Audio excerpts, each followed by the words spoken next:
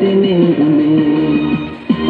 kahon roji kini umitu nang samanjide sami pulute nang samanjide puwalo tangkini nang ke kahon nang samanjide thek nang ching peni nang tini uni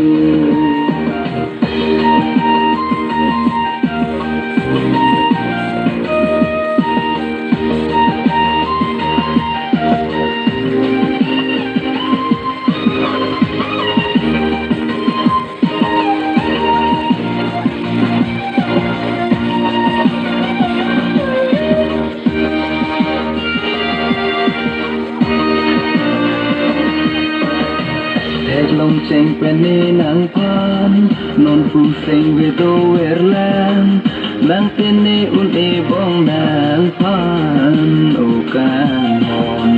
kayar jon ding kita nang pan long cheng peni nang pan non pusing vedo erlang nang tini uni bong nang pan o kang mon kayar jon ding kita nang pan